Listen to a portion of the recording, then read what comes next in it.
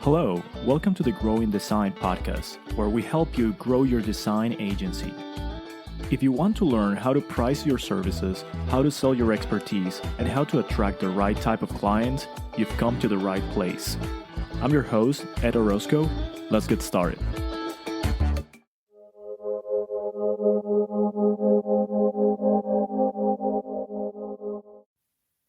Welcome everyone to another episode of Growing Design. Today we have Stæven Frey, and we're going to be talking about brand science, pricing, and some other stuff to help you sell better and better understand how brand has an impact in the way you create assets for your clients and you create value for their business. Stæven, do you mind introducing yourself for the audience? Sure thing. Hey, everybody. My name is Stæven Frey. I am a senior level brand strategist, designer, and I say brand scientist as my agency forays into the evidence-based metrics of how brands grow and sell using brand science. So as a practitioner of scientific-based metrics, I say I'm a brand scientist. That sounds pretty interesting. So correct me if I'm wrong, brand science, it's a combination of multiple disciplines, and it sort of absorbs information from different practices and disciplines to create these sort of like experiences that are holistic, in the sense that the brand is supposed to permeate every single touch point that your customer has with your organization. So can you tell us a bit about how do you combine different disciplines into the brand science practice? Sure. So there's an easy answer and there's a complicated answer. The easy answer is that marketing, we have to just start with a functional overview of how things work and what things do. And so marketing is just a functional, just understanding of marketing is that you don't make cars, I don't make cell phones. This isn't the days of bartering wheels of cheese and geese and bread. We don't barter, and there's not one person that does something with a sandwich board outside our town. There's multiple places that we can get stuff. So we live in an advanced society. So you don't make cell phones, I don't make cars. Who do I know whom to buy? Marketing literally is functionally saying, hey, do business with me, buy from me. Here's my proverbial sandwich board, do business with me.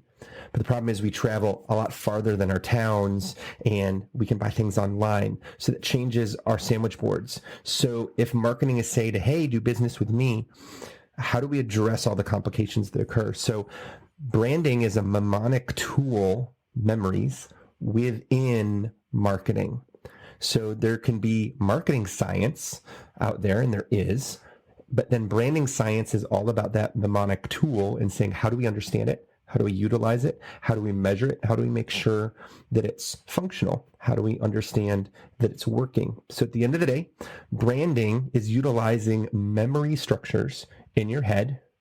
And psychologically, we'd like to think that we've advanced, and every year there's new branding, story brand this, brand that. And there's these new kind of thought leaders, but a lot of that stuff is anecdotal. It's not based on science.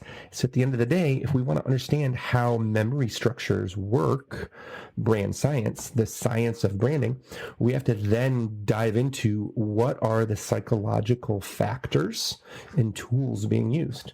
So if I said, name something that is white in your fridge, everyone says milk. And I say, well, in the door. Okay, it's still milk. That's a condiment. Okay, mayo. That's a vegetable, horseradish. So that's semiotics. Semiotics is the library of, it's almost like, the Final Four, chart that gets broken down all the way down, till we have the final winner. Semiotics is how we organize stuff. And so there's some things that marketing, it sounds really great, but then when you throw it against the wall, the noodle doesn't stick. It's not al dente. And so some of these things are not founded. They're not proven. A great example would be color theory. You're like, Ed, tell me what the color yellow means. And I don't know, what do you think the color yellow means in branding? What's a quick 5-second answer to yellow? Energy, sports. Okay, but now in dental, yellow isn't good. Yellow means stained, dirty teeth. So all of a sudden, all these things that people are peddling out there don't work because that's not how the mind works and that's not how we organize. So there's a lot of things that are how we organize thoughts, and memory structures can be associated into sensory categories. So words, shapes, colorized use of those words and shapes would still be in color. Elements of story, from an illustration style of the Red Bull ad. You see that, you know exactly that's a Red Bull ad. To, the old, if anybody's old enough to remember this, the old iPhone, or yeah, I think it's the iPhone or iPad, or iPod. There it is, iPod. Ads with the silhouette, and you could see the little white. The most distinctive characteristic about it was that it was little white earbuds in a cord, and immediately those white earbuds in a cord became a status symbol. It didn't mean anything. It didn't mean that it was special, that you were different, that you were a magic kind of customer. It didn't mean anything about the brand other than it was just a distinctive asset that people noticed. So they said, let's use this in our ads. So then there was all the colors, the silhouette of the people dancing. It doesn't matter what color you were. It didn't matter what color the background was. It mattered that the iPhone, the iPod, the earphones, that product. Obviously not memorable enough in my mind since I work in this industry. It's been a while though. So that is old. So we've got everything from illustration style to components like the earbuds to an actual story itself, and that's where we can kind of play with archetypes. That's a conversation for another day. We've got sound, you've got music, you've got people, whether that's characters, you've celebrities, spokespeople. I'm Tom Baudet, and I'll leave the light on for you. That's for Motel 6 here in America. So you've got the sound of his voice. And then you've got the song that goes in the background. Do, do, do, do, do. So it's a Motel 6 commercial right away. You've got the guy's name, you've got the guy's voice, and we'll leave the light on for you. Tagline. That little commercial has 4 immediate brand assets, and then most likely it makes you think of the brand mark and then the colors. So those are those sensory category assets, and those 7 categories are how we measure the distinctive brand assets.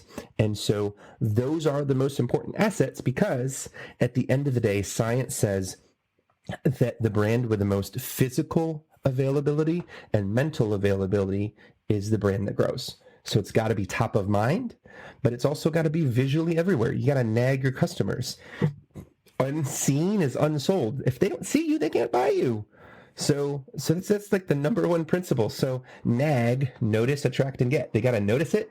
They got to be attracted to it. They got to get it. They got to be like, oh, this is, I need some kitten food. They go down the aisle. Oh, they see a little icon in the corner, kitten. Oh, kitten, 0 to 3 months. Oh, this is kitten food. They notice it. They're attracted to it. Oh, it's cute. Oh, it's got good ingredients on the side that look healthy. I read it and then I literally get what it is. And then I pick it up and I put it in my cart. I get what it is. And that philosophy of nag works in every category. So unseen is unsold. So you got to buy it. But you can't buy it if you don't see it. And if you don't see it, you're not going to notice it to begin with. So a lot of the brand science, aspects are really kind of, I want to say like common sense, but when we break them down, they are distinctive areas of science that we put together to understand them all. Is this what they call signifiers in the brand? So like the little very distinct pieces in a brand that you can take them out of context and they will still evoke a certain memory. Sure. So, I would say signifier would be a non-traditionally used term. You're not going to find that used very much. The most professional nomenclature for that would be distinctive brand asset. And I always like to share with folks the illustration of cookies. Do you have a favorite cookie? What's your favorite cookie? Oreo. Okay, we got some Oreo fans in the house here. So Oreo is super fun. We have the blue packaging. We have the tray that it comes in. Ooh, we have the new peel and sticky lid. And then we have the varieties and the colors that there's different ones out there. There's lemon ones. Those are super good. And then you have the Oreo brand mark itself. You have the color of the cookie itself. And then you have the story element of the dunking in the milk. If I showed a commercial of me dunking a cookie in a milk and it was a sandwich cookie, it would still evoke a distinctive memory structure about, oh, that's Oreo. So same thing with Snickers. I'm not going to start a new candy bar about, it's a great candy bar to eat while you're hungry. No, you don't want to do that, because why? Snickers has spent so much time associating themselves with, this is a candy bar you eat when you're hungry, because why? It fills you up. Somebody probably ate too much nougat one day and they're like, oh man, I'm so full, I'm not hungry anymore. And someone's like, that's it. So there's certain things that are associated with the brand that are distinctive memory structures. And then there's some that are shared. So if I talk about Starbucks, and we're coming back to the cookies, hang on everyone. So if I talk about Starbucks, I'm talking about, all the assets that we associate with that brand, the term barista that was coined by them, Frappuccino, you've got some of your products there, the names, Kenya blend and some of their proprietary blends, but they also share, that bean to table story. And that's a shared asset. That's a shared, that's not a distinctive memory structure. That's a shared memory structure. And so you have to operate within a ball diamond. So back to our cookies, when you're shopping down the cookie aisle, you're looking for your Oreos. You see a variety of two things. It's like a ball diamond. You see customer cues, and then you see category industry cues. So customer cues are like ingredients. What is it made of? Pictures of what it is. Do I understand what it is? The name itself, does it make sense to me? If I see scribbly, scribbly, scribbly, scribbly, that doesn't make sense in the cookie aisle. It may make sense in a designer shoe brand, because I may be like, oh, that's, a famous person's signature who I should recognize, but it's not functional. It's not a customer cue to the category. So some things are just functional that customers need to know. Is this kitten? Is it the age? Is this senior? Is this adult for my pets? But in the cookie aisle, we're going to see predominantly ingredients, pictures of food. We're going to see, things that are specific that I'm going to look for. Oh, this is, gluten-free. This has oatmeal. This has nuts. Some of our packaging has evolved, kind of like the automobile industry. We're hard on stupid politically correct packaging. No, that's actually really helpful, because if you're allergic to peanuts, you need to know that. There was a time when we didn't know that. And so just like the auto industry, we learned, we've studied it, our standards have changed. So is that with packaging and truth and honesty in ingredients. Well, then we have the category side of things that, okay, cheaper stuff is shrink wrapped, like our sugar wafers. Medium kind of category cookies come in a tray that slide out. The higher end above that now have the peel and stick, and that's something that Oreo has fought for to make that like their thing. So you've got those Nabisco-based brands that have that. And then you have your higher end stuff that's in vertical bags, Pepperidge Farms, Tate's, and they come in these fancy little, parchment cups. They weren't baked in there. They put them in there post facto to make it look fancy, so you think you're buying a premier product. So we literally have top shelf. When stuff is top shelf, it's eye level. That means it's a higher price point by the grocer. So that's where we get that term top shelf.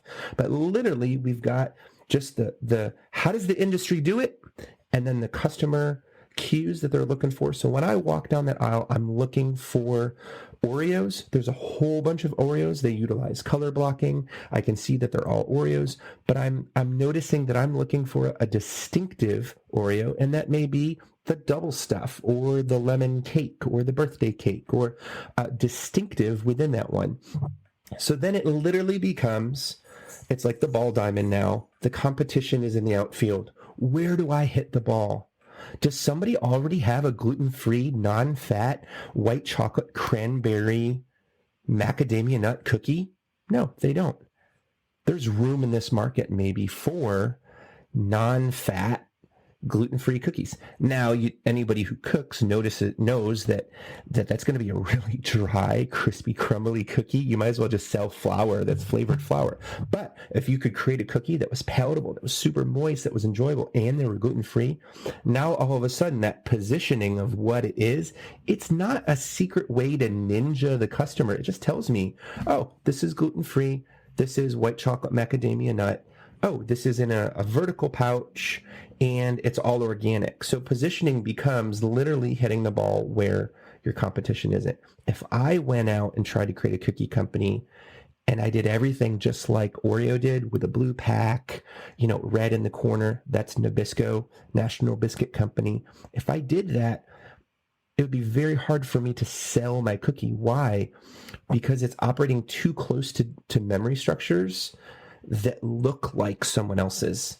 And that's not good. So you want to have distinctive sensory assets that are slightly distinct, not different, because we're in the cookie aisle. If this was a different cookie, it would be cake, it would be pie, it would be crackers, or it would be chips.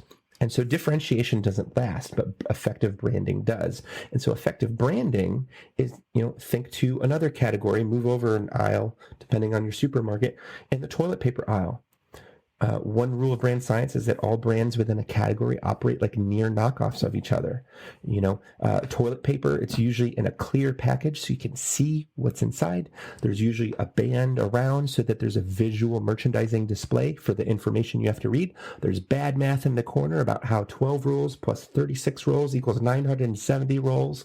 I don't know how they come up with this math. There's a soft, fuzzy baby animal. I don't know how I guess bears are soft. I think it's okay to talk about bears pooping in the woods because I think literally there's if a bear poops in the woods. So I think that's why Charmin has bears. That's the only reason, because someone's like, hey, if a bear poops in the woods, run with it. And that's okay to talk about that, but I've seen ducks, I've seen rabbits, I've seen old ladies quilting, because apparently that's soft. My mom's a quilter. I don't want to use any of her old quilts. That would be horrible. So brands operate like near knockoffs with one another, but there's these tiny, distinctive choices that they make to say that, blue is soft, red is strong, yellow is economy. So distinctiveness just means slightly different and unique to us so that it can be one of those triggers.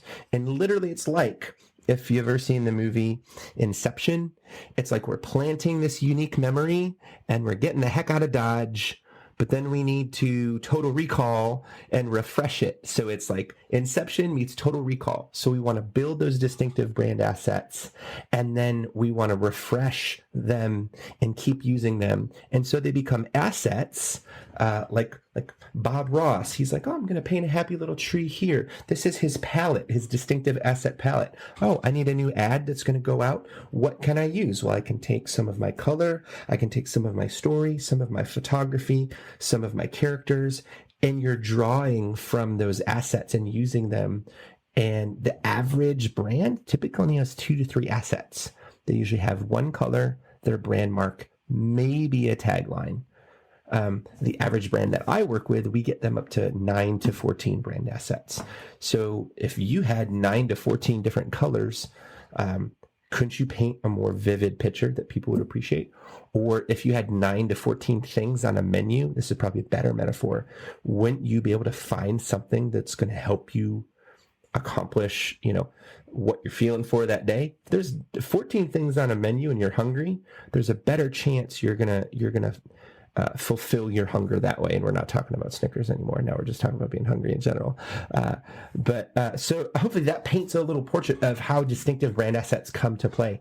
And, I talk about the cookie metaphor all the time because things don't happen in a vacuum. And so I can look on my bookshelf and there's about 10 books that I have purchased to say that, I've read them. But unfortunately, they all also occur in a vacuum. And I don't want to name some of those authors because that's not the point. But the point is that we cannot continue to use anecdotal, superfluous marketing advice from people who work outside the industry, but rather we need people who have marketing advice and in fact, evidence-based supported advice on how to grow and sell our customers. And in the agency world, that's all it's about. We want to talk about passion. We want to talk about, doing what you're made to do. But at the end of the day, if a customer comes to you, they're coming to you saying, this is where my brand is at. This is where my brand is at. And this is where my brand wants to go. Can you help me get there? And that's our job. And that actually talks about, we've got some other things we talked about earlier. We talk about, it's like, sorry folks, it's like the late night show. It's like, how do they know what to talk about? Well, they actually prepped the guy before the call. So I know that's like a great segue to talk about pricing later on, is, you want to get your clients somewhere. And well, how do you pitch to them? Well, you pitch to them according to the speed that you want to get them there, and they're willing to pay. I have a quick question, and maybe we can touch upon this before jumping into the other stuff. You mentioned the distinctive brand assets, and you provide 10 or maybe more of them. My question is, I know that memory works through association, and there's the two fastest way to implant a memory, or like to incept a memory, or incept a memory is, one is through emotion. So engaging something that's very emotional. We tend to remember things that are very emotional and that engage a lot of our senses. So, very sad things, very happy things, things that shock us or that scared us. And the other way is through repetition. So is that like, do you guys think in terms, because I'm also trying to think in terms of like UX, if you're doing branding for a UX agency, you cannot really sell too much of the visual stuff, because what you're trying to sell is the capacity to create an experience. Sure. And that's the pitch that they're going to deliver to their clients. So can you engage other distinctive brand assets beyond the visual palette? Sure. Like to engage other senses? Sure. So you actually asked a really good trick question. So, know how I mentioned archetype was in that story category? Archetype can play a part, but there's actually no science for archetypes. And I'll use this as an example. Brand attributes. There's no science. So there's no evidence out there that says brand attributes. If I focus on my top five brand attributes, that my brand is guy next door, quirky cat dad, coffee drinking, but serious about his job. Well, I just probably described myself. But those brand attributes, they're great as a filter. If I'm like saying like, hey, how does my brand walk and talk so that I can be consistent? But unfortunately, the data comes back, and there's two things. One, there's no such thing as your customer avatar, the way that it's traditionally taught today. There is no such thing as a traditional customer avatar unless it's focused on your product and what problems your product helps address. So a great example is this, is oftentimes I'll work with an agency and they'll tell me, this is our customer. Our customer is Chloe. She's 27. She's from Chicago. She loves Pinterest, the color teal, chevrons, French bulldogs, shops at Whole Foods. And they give me this whole list of things. But unfortunately, the data comes back that Chloe doesn't exist. And neither does her cute bulldog, but somebody else has a cute bulldog. And so what we find is that it's not about the customer. It's about the frequency of the purchase. And so the only things that we can actually attempt to address are, okay, how do we increase our sales? Now, most folks like to address, it's my 20% of me customers provides 80% of me profit. And unfortunately, science comes back and says that, sorry, even your heaviest buyers at most are giving you 26% of your profit. And so that's really ironic when there's industries like banks who are made by, selling and buying banks by the heaviest buyers. So it's basically like the person with the home loan, the auto loan, and the wealth management. They try to get those people with all the services.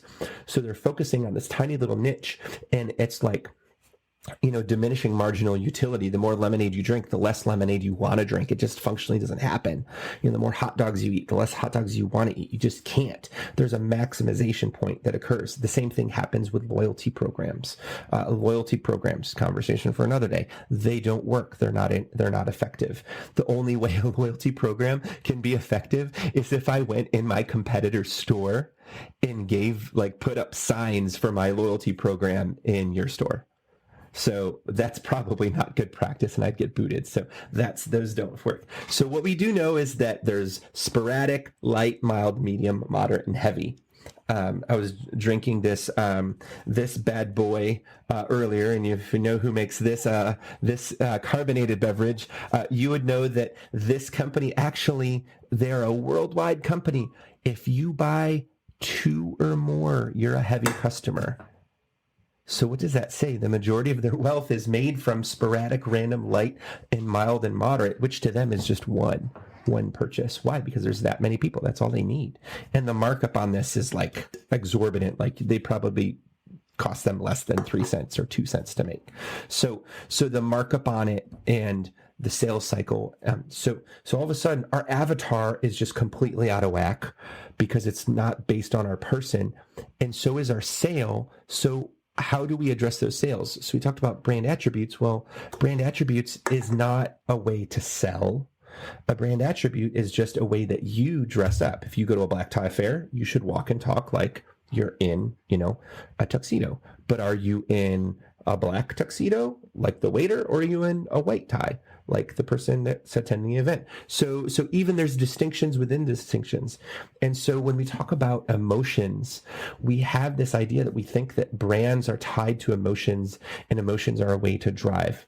Unfortunately, it comes back, and I said this is a trick question. Why? Because at the end of the day, people may have an experience that may include the brand, but at the end of the day, unless it's like the movie E.T., where originally they had, I think it was I'm going to get slaughtered on the comments on this post. Spielberg for E.T.,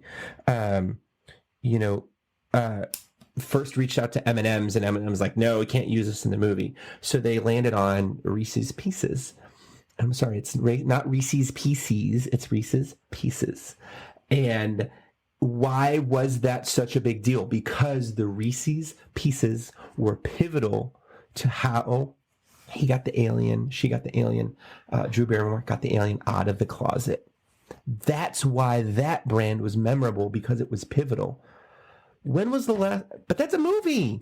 That's not real life.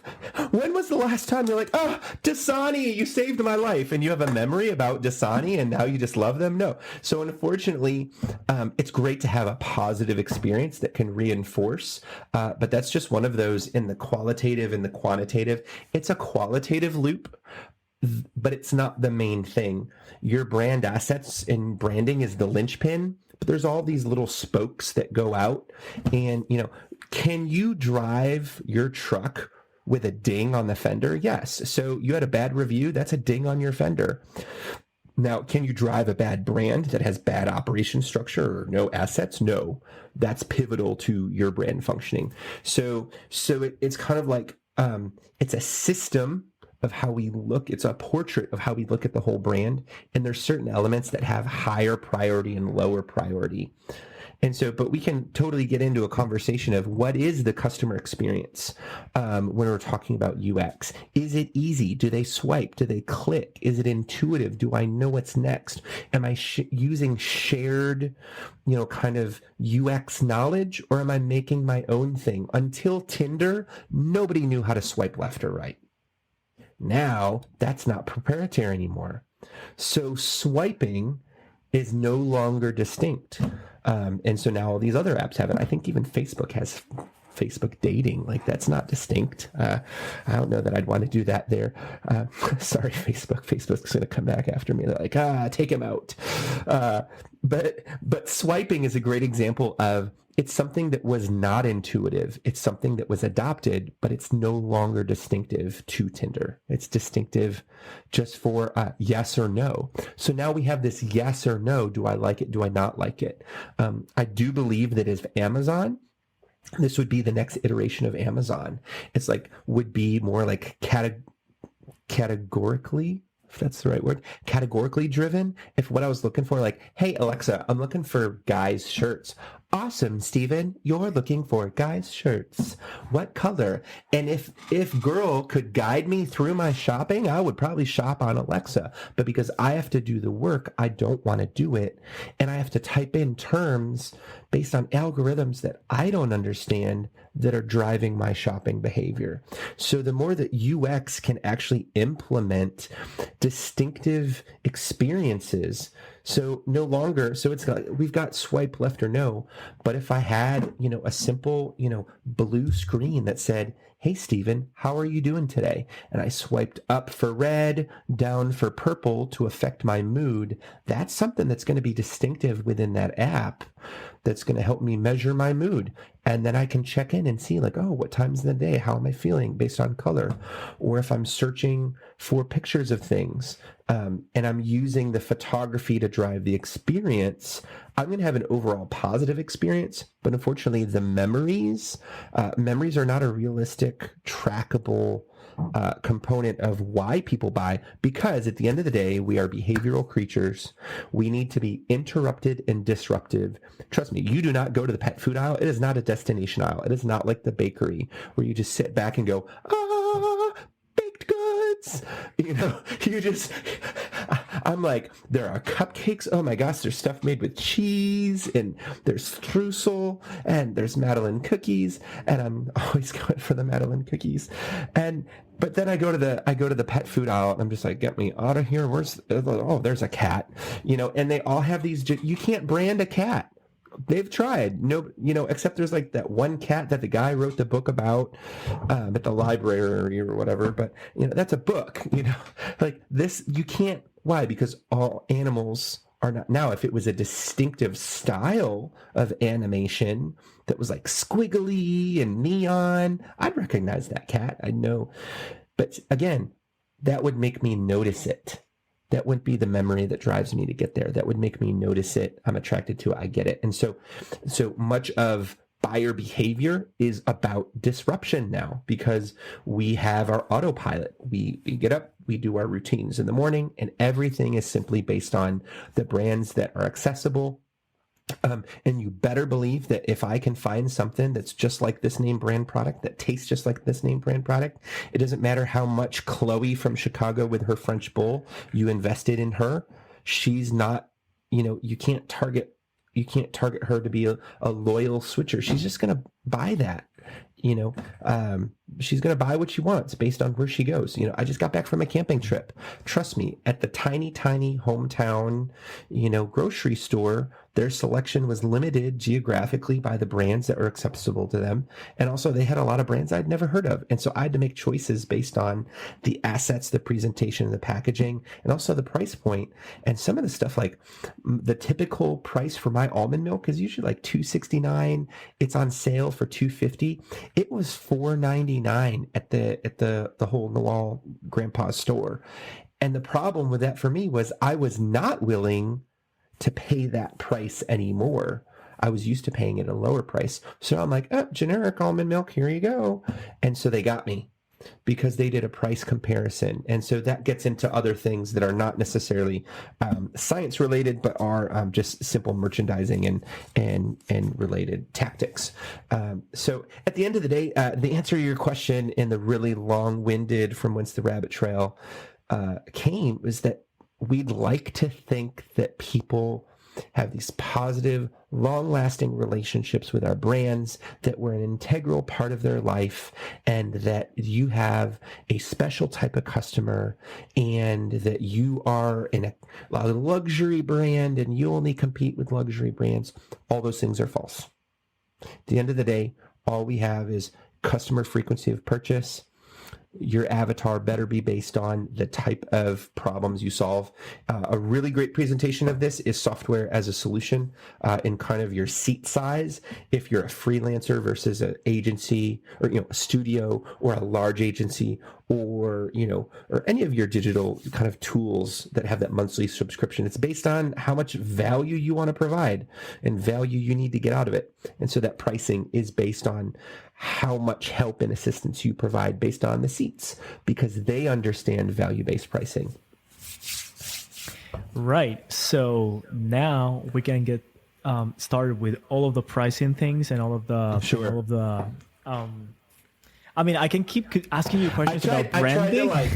I tried to hit it to, I tried to lob it to you at shortstop, and I'm like, catch the ball. We're talking about pricing. That was a beautiful pass. I still have more questions about branding, but I want to be mindful of our audience that came here to listen to more pricing and selling stuff. So maybe we should do another conversation another day, and I can ask you all the questions about the things that I'm still like, oh, but how? Anyway, I really love all of this stuff, and I could talk about this stuff for hours on end. I want to ask you, so how do you mentioned all of these attributes and all of this aspects that you should follow in based on the type of company that you are and the type of market that you're in. How do you build authority in your space if you don't want to be like the bottom feeder, very low price, low cost type of company that has to sell many times the same service because their margins are so low, and you're still not at the scale to compete with the big name, huge agencies that have hundreds of employees. When the typical agency, we're talking about between 7 and 20 people, maybe up to 30. These guys have to differentiate themselves, right? And they need to know how to attract the right type of client.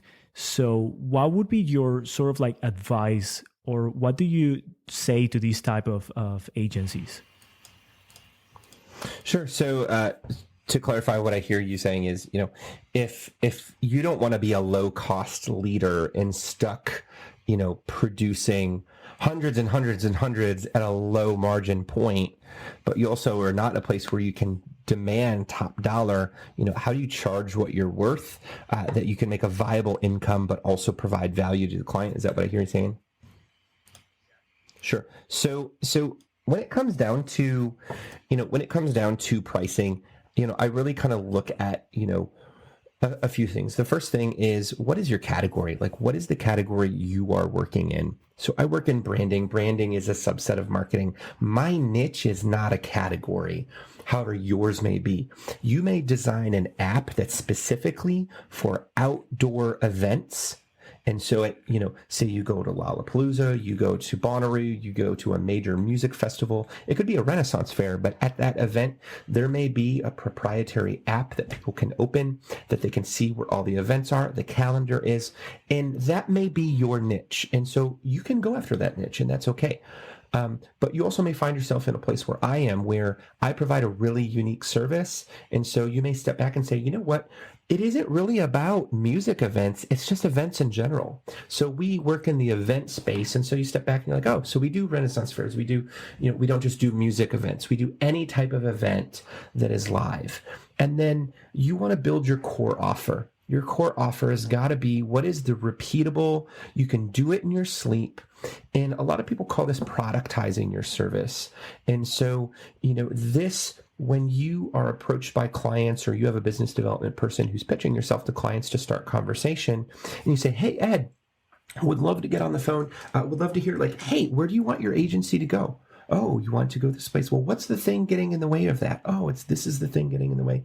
Well, to tell you, we actually have a program that helps agencies that struggle with ABC accomplish 1, 2, 3, the things that you just said you wanted to accomplish and get to. And then and this is kind of like USB, unique value proposition speak. Like we help agencies accomplish 1, 2, 3, and get XYZ.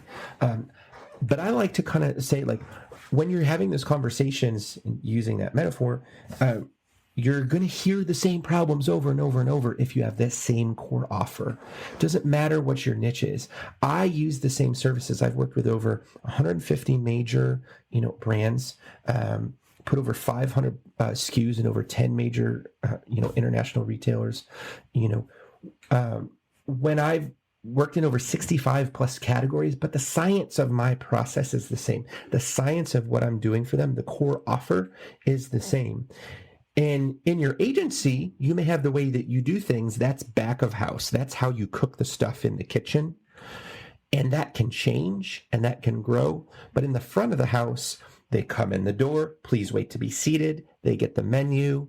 Hi, my name is Stæven. What can I get you today to drink? And there's those 5 touch points, and you have that process nailed down. So you've got to have that process nailed down in the front of the house that you're selling to the client. And so people are here, metaphorically speaking, to buy martinis after, 8 p.m. That is what your service does. In UX speak, it may be, our category is we provide apps for internal communications for companies, if that could be your niche. But at the end of the day, that's your core offer and you don't stray from that. And every time you talk to a customer, you're going to be like, Ed, oh my gosh, let me tell you, we solve problems like that every day. Tell me a client is not going to want to hear that. Like, this is not rocket science. It's brain science, but it's not rocket science. And so you want to say, like, hey, I deal with this all the day. Can I tell you how many times, when I work with agencies, they may come to with me and, they may be working on an app or a website, or maybe they want an internal app. But regardless, this happens to all of us. The client hands us an ugly brand mark, or no brand mark at all, or no graphic standards. And they're just like, here, make something. And you're like, I'm not a fairy tooth mother. I don't have a magic wand. Where does this come from? So there's a lot of problems that I remove from agencies every day. And I'm just like, Ed, I feel you. Let me tell you how many times somebody's come back to me and they don't have a logo, or they have an ugly logo and they want to put it on the 50 grand, app that we just made them. So here's the selling statement is, Ed, every day, we help clients with problems just like yours, 1, 2, and 3, accomplish A, B, and C. We help them attract more clients, stay connected with their customers and increase their, whatever those problems are you solve. And then I throw in this little kicker, and we make sure that your brand can accomplish all those things. And with that one little statement, you transform your agency to be consultative. Because now is it no longer just about the app. So if you said, hey, Stæven, I'd like you create this this app, and I say, awesome, I create this app, and then all of a sudden, I don't address your brand, I don't address some of the problems I see, it's going to be really hard navigating that conversation backwards. So I'm front loading the expectations on the front. So the first thing is, we've got our niche. Our niche is our core offer. It doesn't have to be a category. It can be a core offer of a thing that we do over and over and over. And then you're basically going to have a consultative version. Like, hey, Stæven, would you mind just getting on the phone with me for an hour? Yeah, okay, I can do that. I can get on the phone with you. $2 million an hour. Is that realistic? No. Okay, $150 an hour. Okay. Everyone has room for that random stuff that's consultative. Build it in your business. If something doesn't fit, you never know. Ed may come back to me and be like, hey, Stæven, after that call, you just blew my mind and provided so much value. Could we talk about you redoing that app for me? Sure. So you've got the, what is the entryway? What is the appetizer? What is the way they get in? For me, that's courses. People want to learn, how do I get my agency? How do we get our brand assets in zhuzhed up with your method? Well, then they can move on to learning the method. If they want to learn that, well, then they move on from that to we either want to sell more branding ourselves, or we want you to do the branding ourselves. But I figured out, this is the repeatable experience I want to have over and over and over, just like them walking through the door with the menu and the waiter. It's repeatable. I recreate it. So all of a sudden, when I say the word marketing funnels, that's just it's just another doorway of how people come into your restaurant, how people come in to work with you. So what are the ways that I manage that? Well, I manage that by them, either they can do calls, they can do blogs, they can sign up for my course. I know what those entry points are to that productized core offer. So you've got to have your core offer, and it's got to be productized so people understand, like, what are they getting. And so when I say productize, it's not like I'm putting a fake box of something on my website and saying, this is the Stæven 2.0 services. Like what? No, we're not actually making a product, but we're describing it as a product. You get this 5-page report. You get, search history, search engine optimization. You get 5 designs for your home screen. You get 12 different, you're laying out what they are getting. And so that ingredients list then becomes how you pitch your services. So you've got your core offer, and your core offer literally is the thing that you do over and over and over and over in your sleep. Everything you do is pouring people into those entry points to work with you, that core offer. Some people are going to come in the door ready to buy. Some of them aren't. They're going to need more time. And so some people are going to be those heavy buyers. Some people are going to be those light buyers. So what do you have for the repeat customer? And that's where you get into strategy, ongoing consulting. For the person, they may just want, an app audit, get your, and this is a great lead form, get your, free app audit. And you just say, somebody that works at your team just spends 15 minutes and they just checklist, check. You could even make that into a content download and say hey,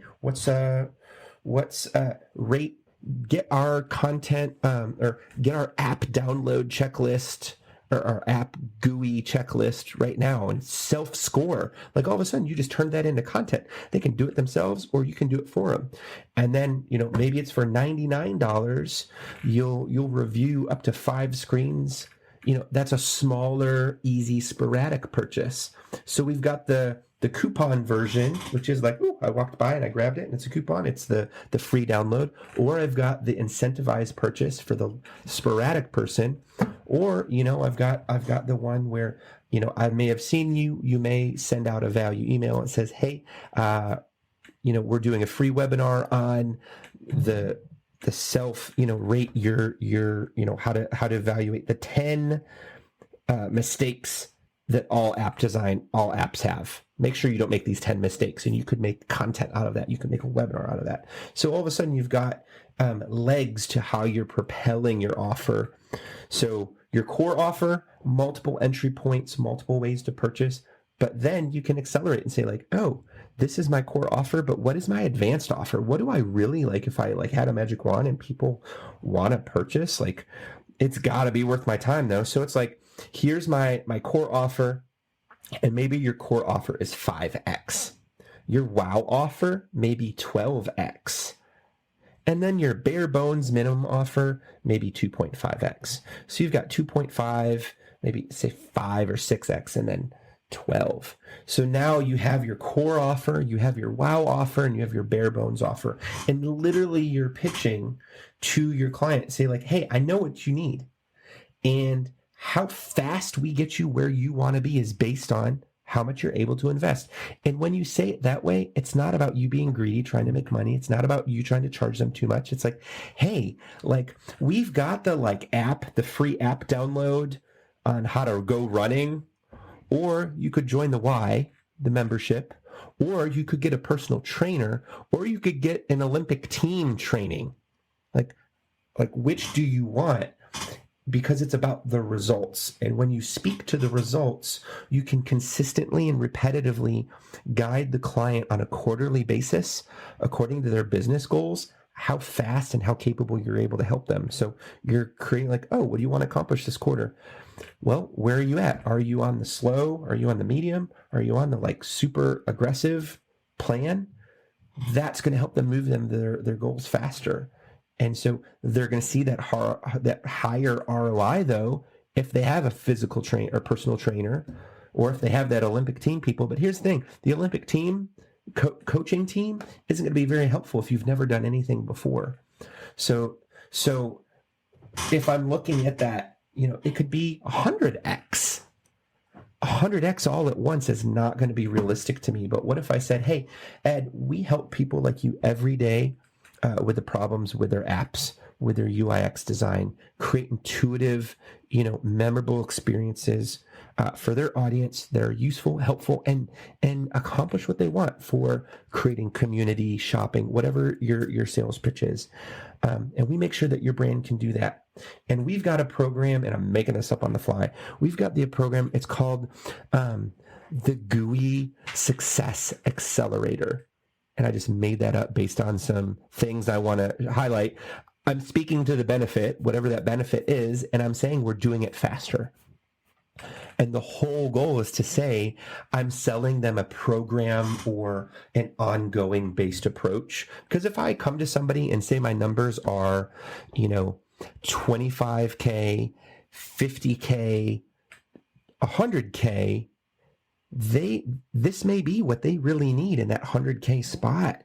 But there's no way in Chicago I'm going to be able to sell them 100K all at once. Because here's why. They may be less than $1 million. And if they're less than $1 million, it doesn't matter how much I want to charge them. At the end of the day, they've probably never spent more than 3% of their marketing. And so when I look at 3% of $1 million, that's 30K. They've probably never spent more than $30,000 on everything in their company. That's egregious. So now for me to come and ask that of them, I can't ask that of them. So say, and I use those numbers loosely, but we always heard that, people spend 8 to 10% of the gross annual revenue on marketing. Like it's like the diamond industry. They're just like, oh yeah, tell them you should spend, 3 to 5 of their salary on diamonds. Yeah. Like who made that up? Some greedy person. It's the same. Like stop being greedy when you approach your clients because you didn't do your homework. If you're pitching services to your clients can't intuitively afford. So doing the numbers on this, you're a UX agency. You do brilliant UX design.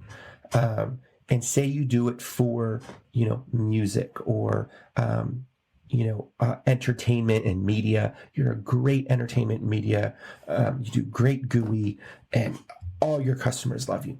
Well, how much are those customers that are your best customers able to invest? How much are they making a year? Are they making $2 million a year? Because if they're making $2.5 million a year and you're pitching projects to them and you're saying, 10 grand, you're barely even, charging 1/5% to them. So at the end of the day, if they're a $2 million company, you come in and say, hey, you guys need this app? 25 grand.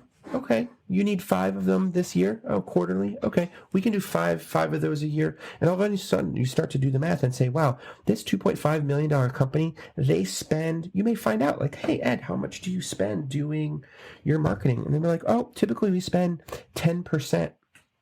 Wow. So $2.5 million company actually is spending $250K on their marketing and their marketing budget. And so if you come in and say like, hey, what if I provided X amount of value doing all this stuff, built you your custom tailored plan, would that be worth $50K? That fits well within their budget. And in fact, you could come back and pitch, let me do my math here, you could come back and pitch, 3% would be $75K.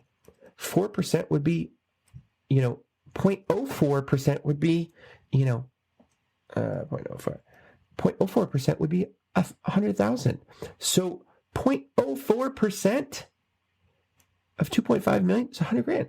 So when we're looking at, when we're looking at the numbers, we have to be realistic. So I try to say, hey, if you're looking at branding's typically going to cost you 1.5 to 3.5 as a starting point of your annual revenue. Now, there's big brands out there that when they invest more than that. Why? Because they see it as an investment. They know why they're investing. But when I'm looking at the average company, unless they are, a $2 million company, and I'm looking at, 1%, that's 20 grand. If they're a $2 million company, I'm looking at 3%. That's 60 grand. I probably mess up my numbers. People are in the comments, Steven's bad with numbers. But the idea is that if I'm coming back and I'm doing that 3%, that's 60 grand. If I'm looking at that 4%, those numbers are well within that budget of theirs. That's not going to seem egregious. That's going to seem realistic. And so until you have, work with Stæven, the big bad boy Frey, in your reputation that you can charge whatever you want, you have to look at your category. You have to look at your client's gross annual revenue. So your questions are like, hey, tell me about the category you're in. How many employees do you have? If they say, oh, we're national. Oh, that's a great question. We have 5 to 10 employees. Okay. We're doing about 5 million a year. Okay. And we're in the social space. Oh, okay. And I'm doing this bullseye approach of, are they a good fit? And like, well, we're a local company. Didn't move the mark. We sell ice to Eskimos. That's a hard sell. That didn't move the mark. It's all word of mouth. Okay. We do 10 billion a year. Oh, so the number moves because of a factor. And what makes them an ideal client is a combination of the things you're looking for. The size of the company. Do they have the capability? For me, are they profitable and influenceable? Are they someone that says like, oh my gosh, you're an expert at what you do, Ed. Thank you so much. Yes, we need someone like you. If somebody says something to me like that, I'm more prone to work with them, So the question comes back to, okay, how do I make a living being reputable for the client size that I have? The first question is, well, why are you targeting that client size? That's the question behind the question. It's like, hey, we like clean dishes. Should we turn on the dishwasher? Yes. It's like, but wait, how nice are those dishes? They're paper. You probably don't need to wash them. So it's like, what was the goal you wanted to start out with? So we end up misleading ourselves. So when we're looking at clients, we want to look at like what is the target that we want to, what is reasonable? So, we have this core service, and you know what? I'm a firm believer that you cannot sell a product for less than 10K. You're hurting the client. Don't even do it. You're hurting the client. You're hurting yourself. Don't sell it for less than 10K. There's a couple people out there that agree with me. I was in a community with one of them. They even had a program called the 10K Boot Camp, like how to charge more for your projects, how to provide more value. And what ended up happening is yes, there's anchoring that you position yourself with how much you charge, but you also have to have the homework to back it up. So if you've got the homework to back it up, you're good at what you do.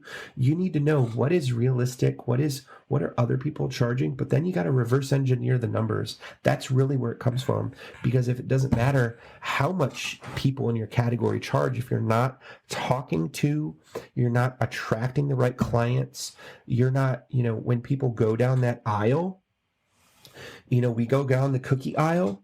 If you are trying to be cake or pie or crackers or chips with your marketing, it's not going to work. You got to stick to your category. If you work with nonprofits and create apps for nonprofits, you have to look at what are the customer cues that they're looking for, what are the problems they're solving, but also what can they realistically spend? And then also, are those the right nonprofit organizations to target? There are nonprofits out there that are willing to spend 10, 15, 20, 50, 100K on great digital solutions for their nonprofits. But you're not geared up the right way to talk to them because they don't see that when they go on your site. I mean, literally, notice, attract, get. I look at it. Oh, cereal. I'm attracted to it. Oh, bright colors and fruit flavors. And then I'm like, Fruity Pebbles, gluten-free. Yes, I get it. That is a simple, I'm literally navigating that category by what I'm looking for. They go to your website, and there's actually Mec Labs. Mec Labs is Marketing Experiments Labs, has an infographic. David Frey, we are not related, has the 12-step sales letter. Mec Labs has the 21 elements infographic, and they address the same thing. They literally are They literally are the steps that people psychologically go through. So when they look at your website, you're like, oh, UX agency. Okay. And then they scroll down. Oh, that makes beautiful apps. Okay.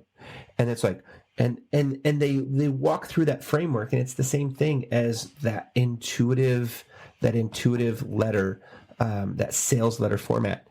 Do you struggle with this? However, you tired of trying with this? Try this. And and then providing the social proof and the testimonials. That is standard psychological profile stuff. That is science. We can talk about that another day. But at the end of the day, people need to look at it. They need to see what you do. They need to get it. And you have to start off talking the right language to the people that you want to do business with. And I guarantee you that a $2.5 million business looks at different things based on their age and stage that a $10 million business looks at. And so the goal is you need to be talking to the right people to begin with, and you need to know who you're talking to. And some of that is just based on the financial numbers. So the first step is identifying what's the market that you want to go after before you can come up with predetermined prices or Sure. Whatever price. And market is kind of loose. Like that's a really, really loose. So I say category, like what is the category? Because in clothing, there's categories, there's bottoms, there's tops. Well, then there's sweaters, then there's hoodies. Like how deep are we going into the category and how specific is it? You could run an agency that is solely based on working with contractors. You could create a digital agency that is based solely on restaurants and creating, an app so that they can get off of platforms like Yelp and some of these other platforms and drive delivery. But then at the same point, why would you want to? Would it be great to have just simple redirects? So there's conversations that you ask the customer about. Why do you want what you want? How do you create a solution that's custom for you? The goal is you want to get into your category. What is your category? And then from there, your core offer. And then your core offer, you need to make sure that that is realistic within the boundaries of your expected targeted ideal client. And your ideal client is not Chloe from Chicago. It's not based on demographic data. It's based on the problems that you solve every day. So you literally have a tier of kind of appetizer, main course, the whole menu, everything training program offers. And you have those offers, and literally that proposal never changes. The problems, you're going to hear them over and over again. They're the same. And you're going to start to turn around those clients, those conversations that you have. So it's like somebody calls you up, hey, Stæven, I got a project for you. That's awesome, Ed. Would love to schedule a time. Real quick, just what is it that you're thinking about? Like, oh, well, we are selling underwater basket weaving. Awesome. That doesn't sound like that's a best fit for me, but I know who it is. Boop. You stopped wasting your time. You started saying like, hey, let me funnel this call. Let me see, is this even a good fit? Does it even make sense for us to talk together? And then you're like, oh, awesome. Sounds like you guys need some UX work on your site and you have a digital app. That's great. Let's talk more on a strategy call next week. Awesome. So then you're getting those interactions. The interactions are planned. They're scheduled. You know when they're happening. They're repeatable. They're perfectible. You're getting some leading and lagging indicators from success to profits to maybe a little, how was your call? How was your call with Ed today? Thumbs up, thumbs down. Like some of those things those benchmarks you can put along the way. So the goal is ultimately everything becomes a repeatable process and experience starting from beginning to finish. What do you say to those agency owners or agencies in general who are afraid to turn away clients because they're not the right fit? Hindsight is 20/20. You know what? Learning is often the greatest teacher. But here's the thing: like, learn from some people who know better. Learn from some people who, how many years have we as agencies been out there doing things on our own, learning the hard way? Thank you, digital age. And, as entrepreneurs, many of us agency owners have been working from our homes, Panera, Starbucks, coffee shops. And only until now was that way of living, remote living, like, is it like not poo-pooed upon? So it's like now virtual makes sense. Now virtual communities are make sense. And so the goal is, do you want to do things? Do you have time to waste? Do you have like the patience to donkey around? Like, do you, like, if so, then I applaud you, because I sure as heck don't. I've spent, since I was 21, when I first got hired at an agency, it was a joke. They shouldn't have hired me. Not because I wasn't talented, but because you should not hire a 21-year-old for a senior account executive job, like, unless you're desperate. They didn't know what they were doing. I luckily knew what I was passionate about and what I was doing. And then I found out this wasn't a good fit. But I don't have those 10 years back. I don't have the 10 years since I started my own agency. I don't have the 15 years that I've been in this industry back. If I can learn from other people and say, like, hey, here's what works, but you got to look and see, does what they say work? Like, is the proof in the pudding? Is it in the tasting? Like, are they really a credible source? Because unfortunately, the other qualm about the digital age is, I don't do ads, but if I click on an ad from Stæven, then I'm going to get an ad from Ed, then I'm going to get an ad from Luke, then I'm getting an ad from Lucy, and all these people who are experts, and they're selling me, basically the get rich fast, get slim fast, get clients fast, whatever, quality, time, speed, profit, whatever those things are. You're getting those things thrown at you, and you don't know if they're credible. So first thing first, look to credible sources who have their stuff together, who have agency experience. If they look like they're 21 to 25 and they're doing some video walking outside, pitching you their Get Clients Fast course, run for the hills. If you have time to learn all this stuff on your own, you know what? You want to take those clients that are a bad fit. Okay, sure. So at the end of the day, if you have that time, great, but I would rather learn and say, oh my gosh, Ed, you've got this XYZ program that can help me get started fast now. Oh my gosh, I'm so tired. Like, there's people out there that are tired of wasting time. They want clients that fit. And if someone can tell you, like, hey, here's the variables, that's what you need to listen for. Is if someone says, I have the formula, run. But if someone says, here are the variables that you should consider, I will listen. And when it comes down to variables are just this, how I diagnose someone's brand, age and stage, size, sales footprint, the age and stage of their company. Are they new? Are they older? The complexity of their portfolio and services. So some of these factors are how I diagnose, but it's also how I create value-based pricing, and they're variables. And I need you to apply your lens and filter to those variables, or else what I've just told you has no value whatsoever.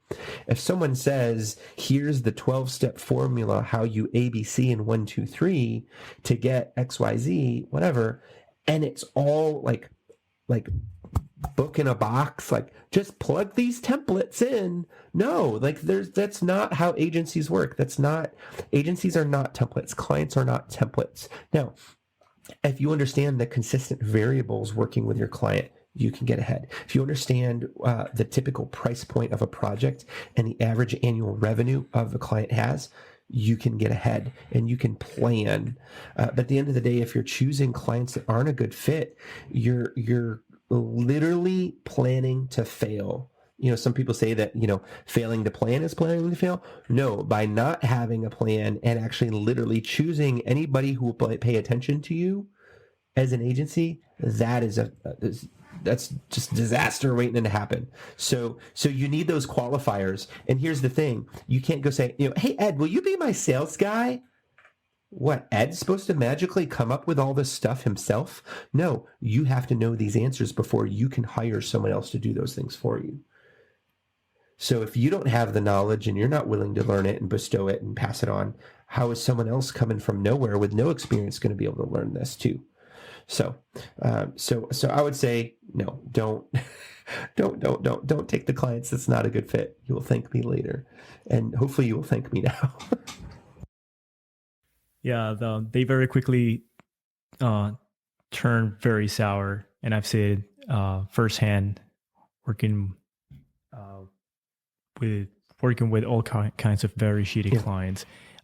If you have a hunch that it's not going to work, it's probably not going to work. But also, if you don't have a hunch, then have a criteria through which you can. And the criteria literally are, what is their size? What is their annual revenue? Are they local, national, regional, international? Like questions like that. Are they in the category I love working with? I work in pet care, fast consumer packaged goods. I work with agencies, B2B, B2C, nonprofit, and startups. Those are my main categories. I've worked with over 65, but you know what? Those are the ones that I like the most. I like, digital brands, I like digital agencies, and I like packaging. And so I just say And it's literally, it's nothing against them. It's nothing against me. It's just like, do I have the patience to take on, a client that's going to be difficult, but I really want to invest in a good brand that I really like. Sometimes it's the soft skills and factors too. Like, man, I really get along with Ed. He's a great potential client, but man, there's a lot of work to do. And just tell them, be like, hey, I'm really interested in work with you. Tell me, like, how important is it for you to have an agency partner that can tell you the truth that you've got some schmutz on your face? Because there's some hard truths we got to be honest to you about the work we got to do together. But if you're committed, we're interested in working together. Man, if I had an agency tell me that as a client, like, hey, Stephen, your apps are in disarray. Like, there's 42,000 things wrong with them. How committed are you to really working on these? Because I feel like this could be a profitable project and really help you guys A, B, C, X, Y, Z. Oh my gosh, I would be like thrilled that someone would care enough to say that to me. So at the end of the day, there are those soft factors. And I call that the wild card. Are there any wild card factors? If there is something that is connected to your passion, something that's a major experience, or just something like a cause that you want to give back, and you're like, oh my gosh, we need to do, some UX stuff for a cat rescue. I'm a cat rescuer. I don't mind. Yeah. And that may be the wild card factor, but then you also have to say how much I'm willing to invest in that, and how much for how long, and how you put some boundaries on it. Say, like, we're able to provide X services for X long at this category, and then that becomes a way that maybe you give back. But at the end of the day, a criterion with a wild card, and then if there is that wild card, you have to put boundaries on it. So if it is something you're passionate about, you're willing to walk away or put a time period or a lockdown on, so that they know that you also are not that you're exhaustible. Like, there's a limit to what you're able to do. And so the whole point of a proposal says, this is what we can do. We'd love to give you the world, but you can't afford it. So how much are you willing to do? How much can you do? And so that's where those factors and criterion you said come up to part. Yeah, this is all very, very exciting. I like how you think about this stuff and how you've analyzed beyond, the common advice that people receive, and you have actually looked at, things that, like you said, you're giving people. You're telling people where to look instead of giving them the solution, but rather here are the factors that you can use to make your decision, and go and decide for yourself. Like, again, if you want to work with a shitty client, go ahead by all means, but consider this and this and this before you make your decision. Sure. So you don't regret it. Stephen, thank you so much for your time. I would love to have you again on the podcast to continue talking about other stuff, because I feel like, we're over an hour. And there's stuff we didn't even cover, like 3-tier pricing, and I wanted to talk more about the memory structures and other stuff. So I think now would be a great time to stop. I don't want the episode to be too long. I appreciate that, and I'm sure the listeners do too. how about I'll check in with you later, and then we can probably organize another episode to talk about the other stuff. Well, hey, thank you so much for listening. Again, my name is Stæven Frey at Quantum Branding, and I'm so happy to join with you guys today. And hopefully this has been helpful for you at your agency as you learn how to navigate the things, ins and outs, with clients, with pricing, and hopefully dip your toe in the world of brand science so that you can understand a little bit more how to deliver more ironclad branding to your UX projects. Where can people contact you? Great question. So on a couple places, the main place is quantumbranding.agency. It's a non-traditional top-level domain, but for me, that's kind of one thing that makes me distinct is the .agency. It doesn't give me better SEO, I wish, but quantumbranding.agency. You can find me there. Also on Facebook as well, but those are the main two channels. And even have a group if you're interested in joining called Brandometry. Literally, we talk about, it's a Facebook group, specifically talk about the science of branding day in, day out, and things like this. So there's three places: Facebook group, Facebook page, Facebook group, and quantumbranding.agency. Awesome. I'm going to put those links also in the description for those who actually read the description. And thanks again. For people that read, we're going to put words. Yeah, but yeah, I know. I mean, at least on I think on podcasts, on Apple Podcasts, it's not that easy to find the description. Sure. Anyway, thanks everyone for listening. Stæven, thank you so much for all the knowledge and sharing your time with us. And I'll see you all in a future episode. Take care. See ya. Bye-bye.